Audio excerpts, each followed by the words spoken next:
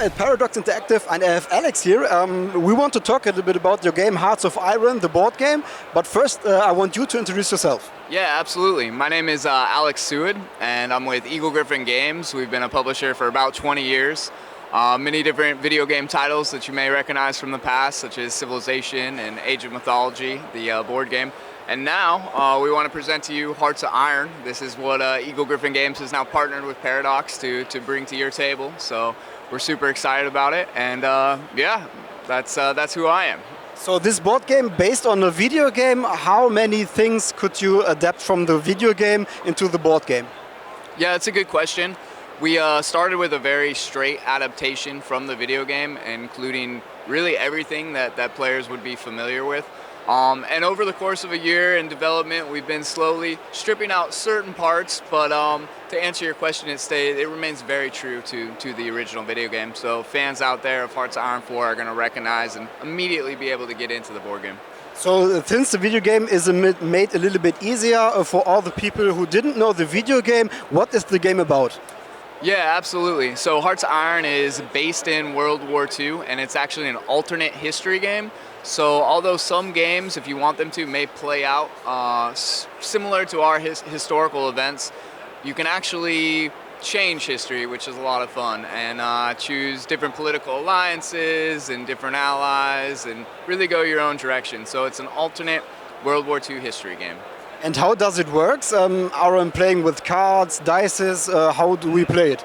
Yeah, we tried to eliminate most of the luck aspects, as many as possible, and give you really a more of a pure Euro strategy experience. With the full amount of players for the base game, which is 4 players, it plays in about 5 to 6 hours. And you're going to recognize a lot of the mechanics. It has deck building at its base, and that kind of guides the rest of your play. Guides you into some worker placement on the player board, and then territory control on the war map. So you mentioned the base game. It's 2 maps, I think, or what was it?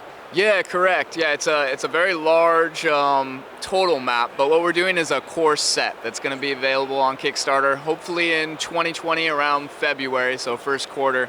And the core set will include the base game, which you're looking at here, the 1 to 4 players. That's going to be your Western European war theater.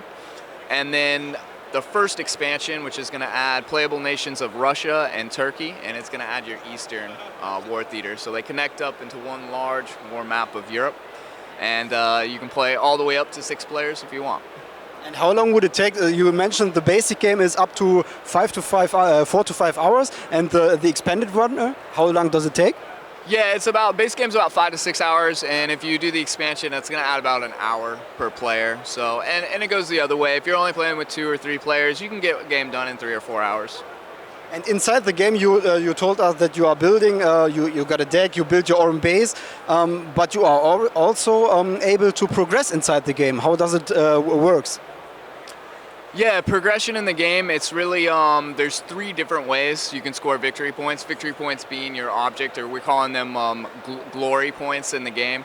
And you can go about it economically, you can go about it diplomatically, or of course you can do military conquest. And as you play each turn, you're going to start to build out your deck of cards, put them in front of you. And that's slowly going to build up your industrial engine and allow you to gain more resources in the game. Resources are similar to the video game. You're going to have things like manpower and things like political points. And depending on which way you want to go, which way you want to play it, you're going to be trying to collect more of certain types of those resources in order to build your strategy out that way. Okay, and last question. If you are not familiar with the video game, how difficult is it to get the access to the game? Is it hard to understand or is it easy? So you already mentioned that you made an easier version, so you cut off a few options that you can go like in the video game. Is it easy to understand or is it a little bit complex? Yeah, for players who are new to the franchise, it's going to be on BGG, Board Game Geek, probably a middleweight Euro strategy game we call it, so somewhere around 3 to 3.5. So heavier than most of your family games, but lighter than your extremely heavy games. So again, to answer your question, yes, players will easily be able to get into it if they're familiar with, if they're from kind of the board game industry and they're familiar with your basic Euro strategy games. They're going to recognize a lot of the mechanics. And if you are familiar with the video game, you're going to recognize a lot of the options and the terminology that you have. So that's going to give you a slight leg up as far as what your expectations are to be able to do on your turn. All right, cool. Thanks for your time and have a nice day. Fabian, nice to meet you, sir. Nice. Bye.